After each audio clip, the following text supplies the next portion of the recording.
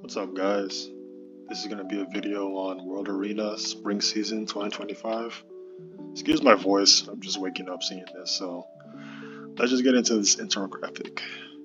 Before we get into it, though, I'm thinking this is going to be my first time seeing this, so I'm thinking, Arzetti probably is number one for pre-bans because nobody likes Arzetti. Flan pick rate for first pick rate probably. Or Lone Pera. No, it's probably Lone Pera. And the most picked, I would say, is Flan.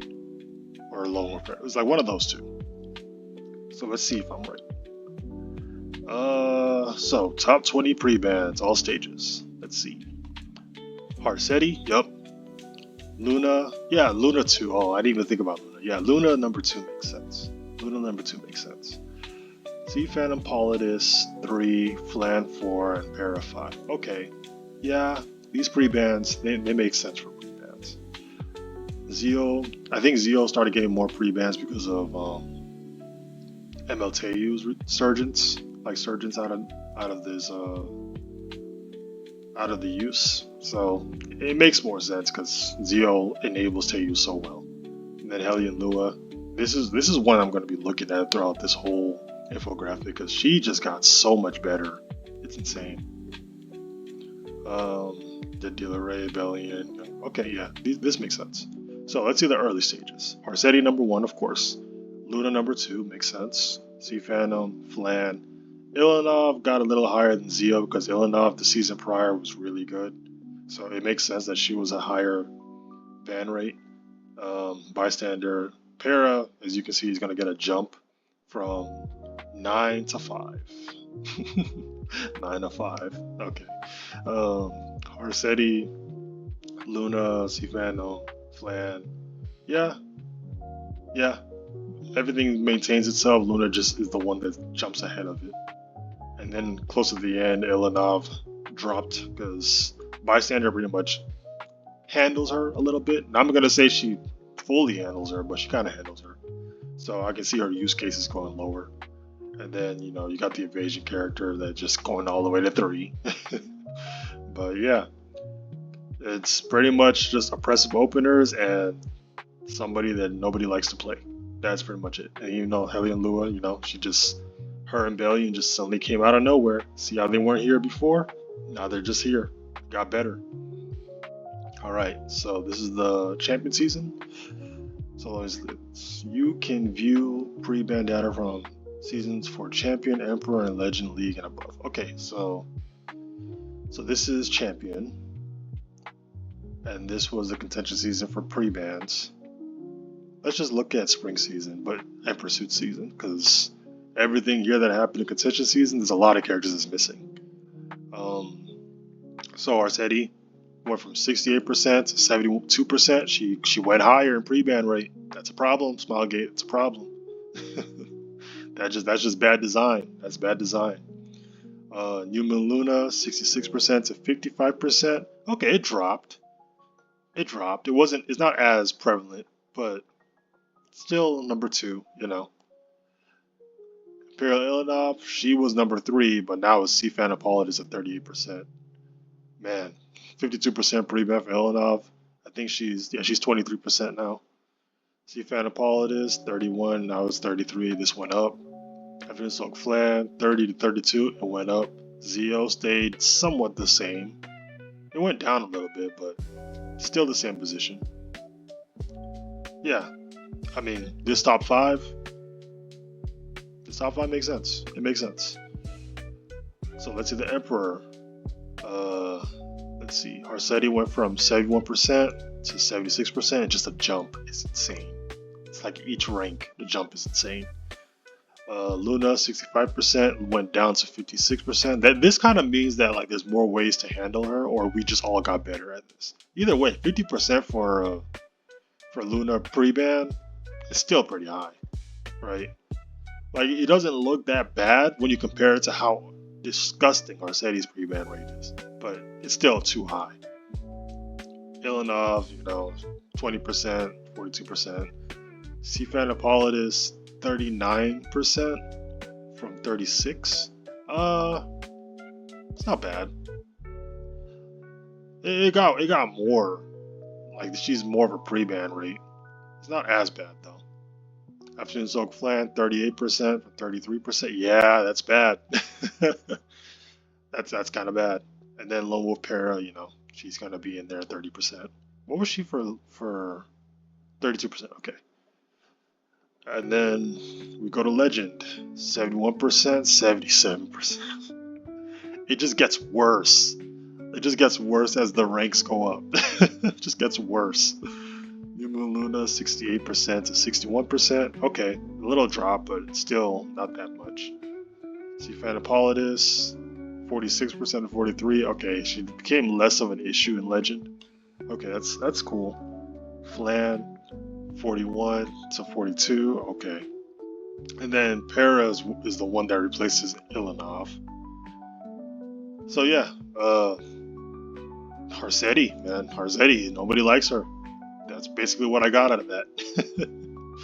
So the first pick rates. Let's see. Lone Wolf Para. A lot of people said this character sucked.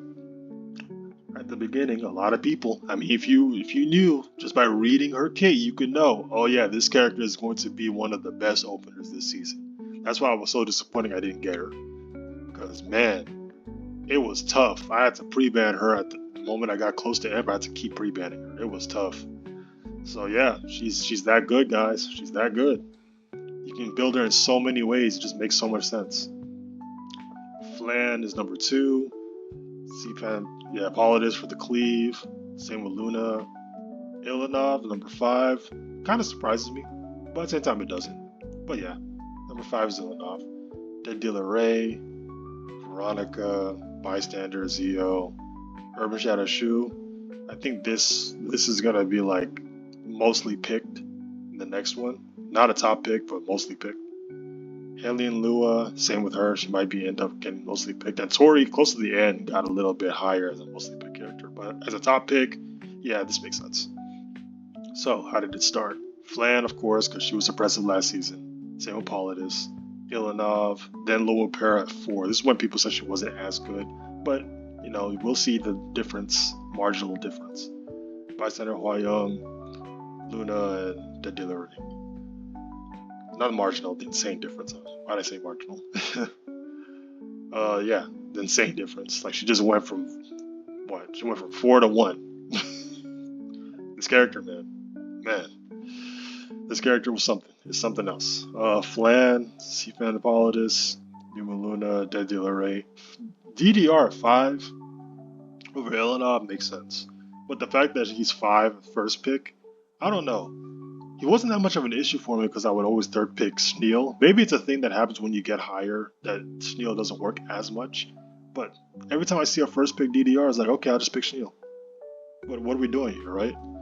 It usually makes me win. The only time I lose is 15% or something, right? So, yeah. I mean, it works. And the fact that he's number 5 still is... I mean, it's a testament to how good of a character he is, though. You have a direct counter, you can put it at 3 and he's still number 5. And then the late stage, Lone Wolf Para, Afternoon Soak Flan, C-Fan Hippolytus, New Moon Luna, Veronica, DDR. Veronica got higher because she got the EE, and Veronica Elegos drafts were insane. Those were insane drafts. So that makes sense. And then Lua sneaks in, the first pick rate. Same with Shu. Not sneaking in, but like these two, yeah, kind of expected to be last. Bystander stock just completely fell off, which makes sense. So yeah, let's see. This is contention season. Pursuit season, Flan went from 51% win rate to 50% win rate for the champions. Loa Para, 52% win rate. That's insane. She just wins more than half of your games if you first pick her. This character just... can't believe people thought that she was bad. Like that kit, if you just read the kit, you know that she was not going to be bad. You knew she was going to be one of the best openers for the season. She was a must-have, and it shows. The data shows. You can't go against the data. Imperial Inalov, she was the highest for that season, which makes sense because she was like I had like 60% win rate when I was picking her last season. So yeah, this makes sense. Now she's 53%. Luna 53%, and she's 52%. Not much of a difference. Not much of a difference. Seafan Hippolytus 51%. She went down to 48%.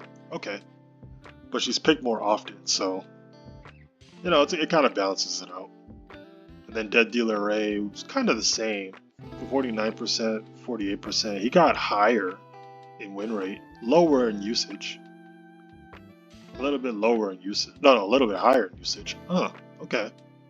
But the ban rate was a little bit lower. Okay, yeah. And then, Ambition's Tywin being there. He's not there anymore, that's for sure. So let's go to Emperor. Afternoon, Soak Flan, 50% win rate. Here, last season, same, a little bit more by 2%, by like 0.2%. Lower Para, still 52, still more than half. Human Luna, 52 to 51, okay. Seafan Hippolytus, 51 to 47. But, yeah, less of a pick rate and less wins. Okay. And then Ilana, 53% instead of 55. DDR, about the same, just 0.8% more. About the same, though. About the same. Yeah, that's to be expected. So let's go to Legend. Let's see what the Legend players were doing. Ilanov was so high, holy hell. But that makes sense, though. Lone Wolf Para, 53%, way higher win rate, Legend. Afternoon Soak Flag went from 50% to 49%. Yeah, as they got better at going against her. Human Luna, 53% to 52%, okay.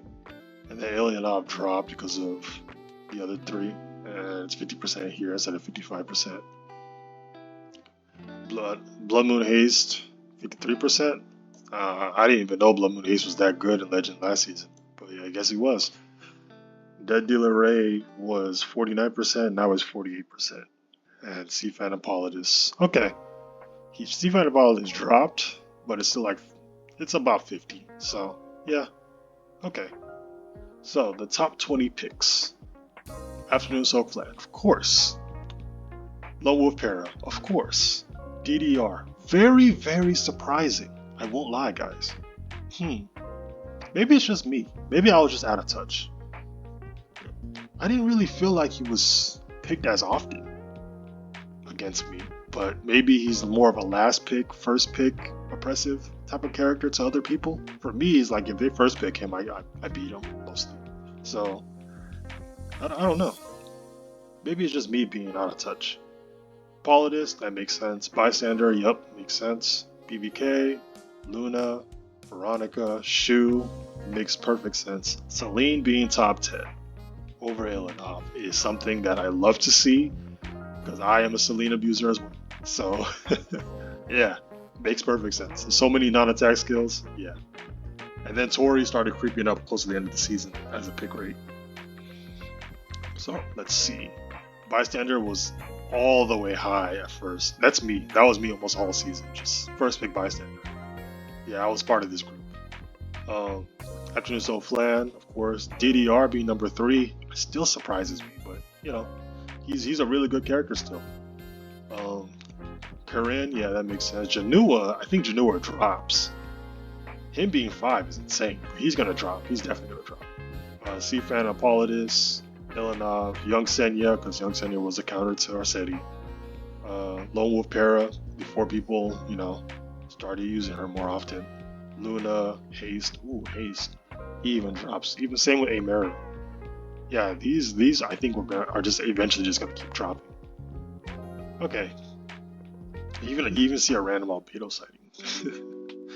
Afternoon Soul Flan's number 1. Para just jumps to number 2. As expected. DDR still maintaining his 3. Blood Buchanan, yep. That's the mid stage. Seafan Hippolytus, Bystander, Luna, Veronica, Herbert Sandersu, Celine, apparently Ilanov. Okay. Janua dropped to 14, Aaron Enrique is 13. Beto went up a little bit, and Tori started creeping in at this point. So, let's go to the late stage. Flan number 1, Para number 2.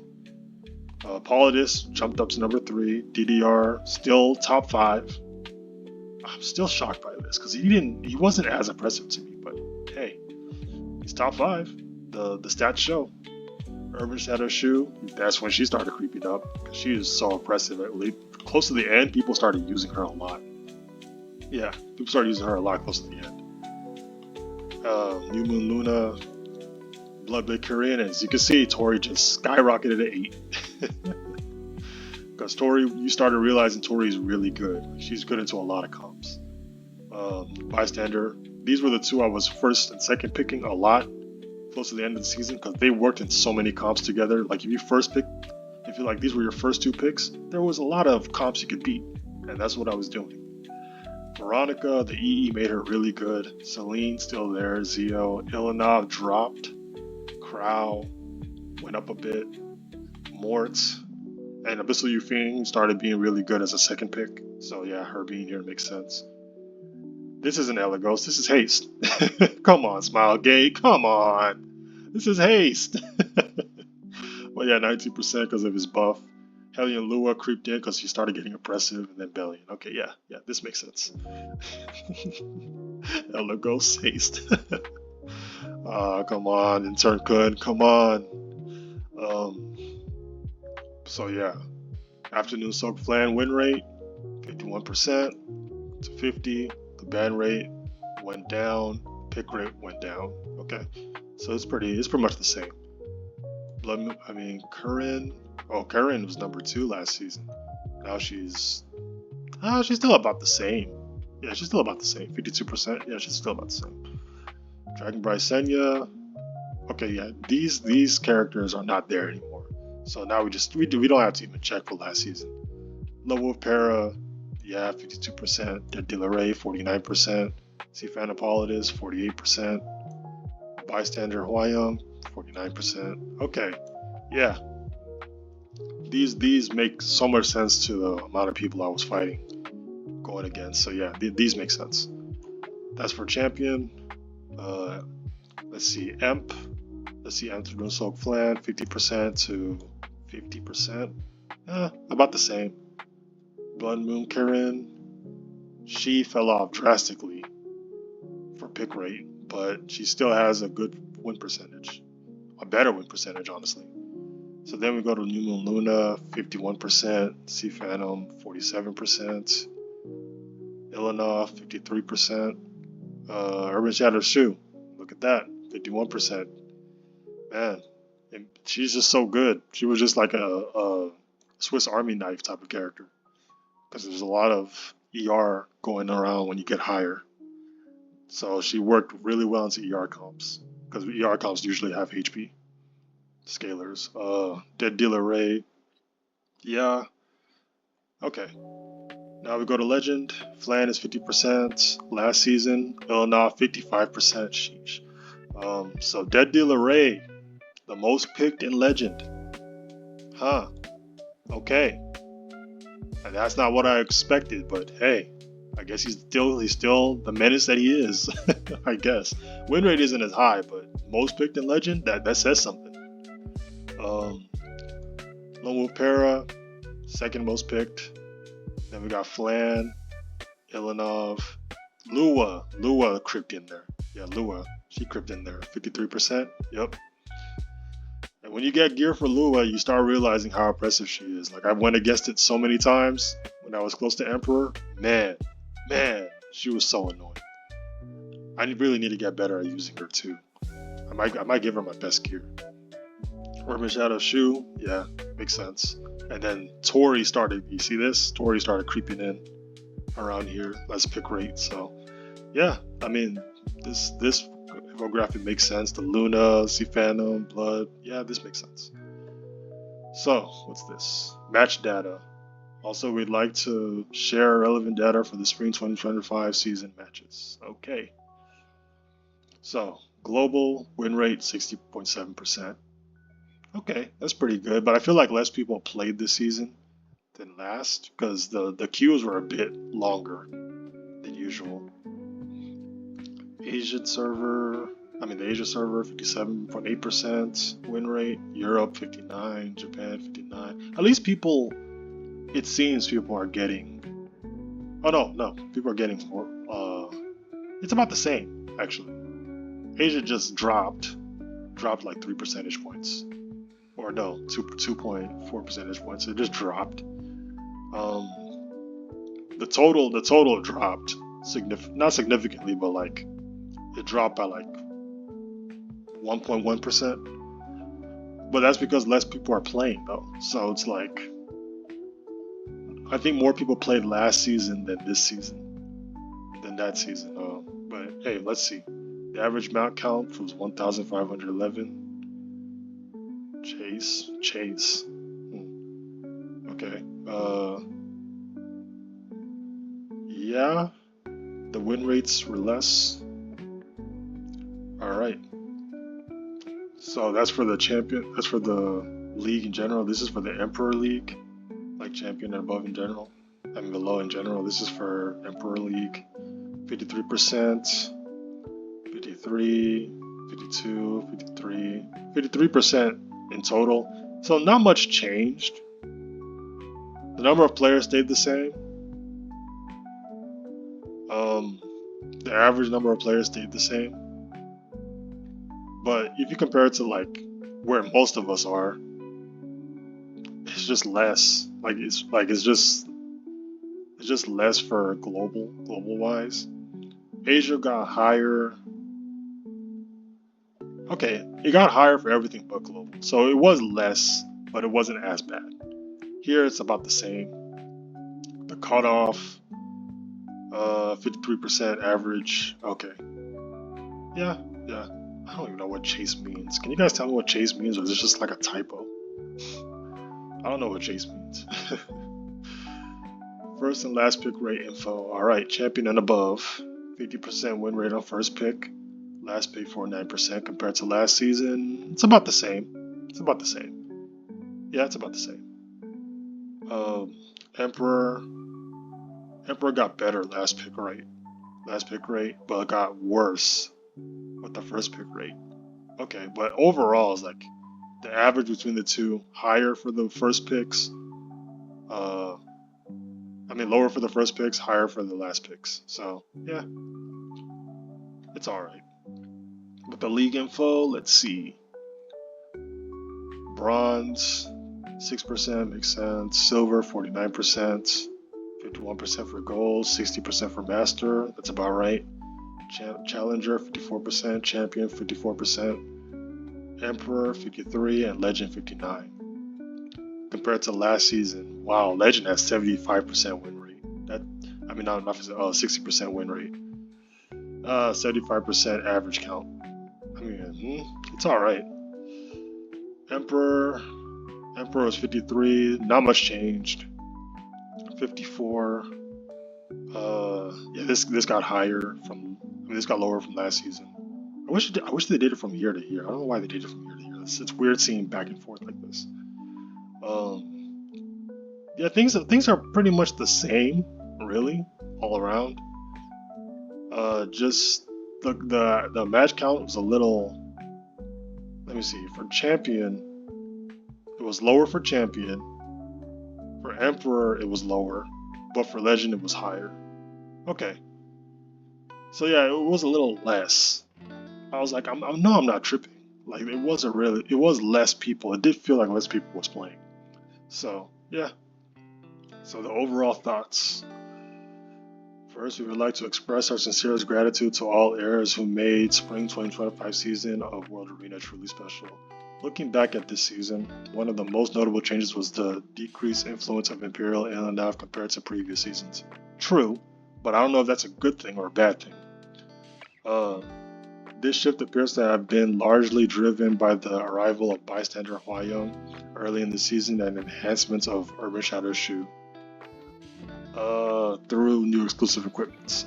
I guess. I wouldn't say it's the main reason, but yeah, it's partly the reason. In particular, Urban Shadow Shu emerged as a meta changer in the mid-season. Yup. Thriving in team compositions built around high effect resist. Yeah, that's what I was saying. High effect resist. It's like mostly high effect resist comps. You use Shu, you just kill them because they're usually HP scalers. Midway through the season, balance adjustment brought classic heroes such as Adventure Ras, Crow, Dien back into the meta. I guess. It did for Crow. Ras, yeah, with Tori. I wouldn't say it was like the buff specifically, it was just that Ras Tori was just such a good thing. And Dien, yeah, Dien did well. Not as much as the other two, but yeah, Dien. At the same time, team composition centered around newly introduced hero Tori rose to prominence. Yep. Okay, I'm glad they said it. Leading to intense clashes with counter teams designed to stop them. Okay, yeah, that's about right. The late season World Arena meta was ultimately defined by these battles alongside the emergence of fast-paced compositions featuring Elagos and successor Teiyu. Yep. I would also add Zio in this, but yeah, that was right. Elagos cleaves, Zio cleaves. Meanwhile, heroes who could take the first turn like Fan Hippolytus and Hellion Lua continue to maintain their strong presence because they're busted openers. They are still busted openers if you have the gear for it. The newly released hero Lone Wolf Para also gained significant popularity among heirs. Yup, she's good. She's that good, guys. It was that good. Still can't believe people said she was bad. That's crazy. This season particularly highlighted the strategic value of heroes who could take the first turn. Yeah, that's not a good thing though. It made the whole season more aggressive. As players explored various battle tailors to different team compositions. While New Moon Luna's pre-ban rate has decreased compared to previous seasons, Arceti's pre-ban rate has increased. Yeah, that's a problem, Smilegate. It's a problem, indicating that many heirs feel significantly pressure facing her. Yup. We are currently exploring ways to help alleviate this burden. Thank you. Thank you. Please do it soon. Please. Next, we would like to address Battle Frenzy. A new Battle Frenzy effect was introduced at the start of the preseason, and throughout this duration, we have closely monitored and analyzed its impact on gameplay and overall balance. Based on our findings, the Battle Frenzy effect in Summer 2025 season will be adjusted as follows. Okay. The first change and removal of the effect that increases final attack heroes by 1,500 and defense 500.